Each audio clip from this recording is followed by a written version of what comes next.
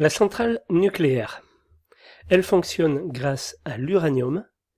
La fission de ces atomes provoque de la chaleur.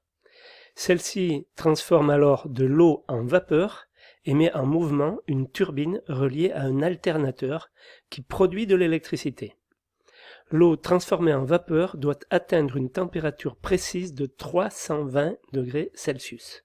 Donc elle bout à très haute température. Voilà, et on va voir donc comment ça se passe en pratique. Qui tutoie les prix Nobel et les savants? Qui peut rétrécir, voyager dans le temps? Arbore sa pilosité subbuccale et pense en dehors du bocal. Qui sait expliquer ce qu'est la radiation? Qui contacte-t-on pour poser une question? Le professeur Moustache. Cher prof, j'habite à côté d'une centrale et je me demandais... Comment que ça marche une centrale nucléaire? Pour comprendre cela, il faut parler de radioactivité. Ça tombe bien, j'ai commandé un kit centrale nucléaire sur MacGyver.com. Je t'explique. Dans la nature, il y a des atomes qui ont eu de la chance. Leurs parents les ont aimés et ont fait d'eux des atomes stables et joufflus avec tous leurs petits protons et neutrons. Regarde Yuki comme cet atome est stable. Eh bien, il y en a d'autres qui n'ont pas eu cette chance, qui ont eu une enfance malheureuse, comme lui par exemple. Tu m'as trompé! Chérie! Je te quitte! Et le neutron que tu m'as offert, tu sais ce que j'en fais? C'est pas ça! Quand un neutron percute d'autres atomes, se déclenche la fission nucléaire. Une réaction en chaîne qui produit énormément d'énergie. C'est cette désintégration familiale qu'exploitent les centrales nucléaires. 1 gramme d'uranium-235 génère autant d'énergie que la combustion de 3 tonnes de charbon. Alors vous allez me dire, pourquoi ? Parce que pendant que 3 tonnes de charbon attendent d'être brûlées dans une centrale thermique, 1000 milliards de milliards d'atomes se désintègrent tout seuls chaque seconde dans 1 gramme d'uranium.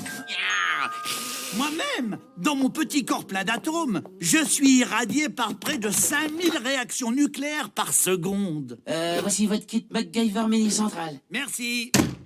Attention, ça ne veut pas dire que si on est nombreux, serrés les uns contre les autres, on va tous exploser. Voyez le Stade de France et ses 80 000 personnes. Vous imaginez la pyrotechnie produite par un concert de Johnny? Il suffirait d'une étincelle aïe, ou d'un neutron largué n'importe où. Allumez le feu. Génial ce MacGyver. Une bouilloire, de l'uranium, du scotch, un chouchou et une dynamo. Cette super centrale va éclairer mon aquarium pendant 30 ans. Posez le tout sur un support stable, ok? Évitez de placer une bouteille d'eau de 3 litres débouchée à proximité de... ok? Ah non! L'uranium chauffe! L'eau s'évapore et fait fondre la bouilloire! Ça va être terrible! Sauf qu'il peut! 2 billets pour très très loin, s'il vous plaît. Si vous n'arrivez pas à joindre le SAV de MacGyver, attends, Ok. Donc, ça c'était sur la fission. Donc la centrale nucléaire en elle-même, elle est composée d'un circuit primaire. Dans le réacteur, la fission des atomes d'uranium produit une grande quantité de chaleur. Cette chaleur fait augmenter la température de l'eau qui circule autour du réacteur à 320 degrés, donc sous haute pression. L'eau est maintenue sous pression pour l'empêcher de bouillir. Ce circuit fermé est appelé circuit primaire. Ensuite, il y a le circuit secondaire. Le circuit primaire communique avec un deuxième circuit fermé qu'on appelle le circuit secondaire par l'intermédiaire d'un générateur de vapeur.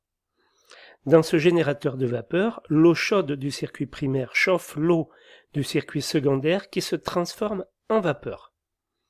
La pression de cette vapeur fait tourner une turbine qui entraîne à son tour un alternateur.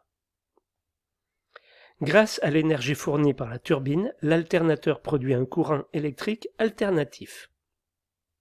Un transformateur élève la tension du courant électrique produit par l'alternateur pour qu'il puisse être plus facilement transporté dans les lignes très haute tension. Le circuit de refroidissement Donc à la sortie de la turbine, la vapeur du circuit secondaire est à nouveau transformée en eau grâce à un condenseur dans lequel circule de l'eau froide en provenance de la mer ou d'un fleuve. Ce troisième circuit est appelé circuit de refroidissement.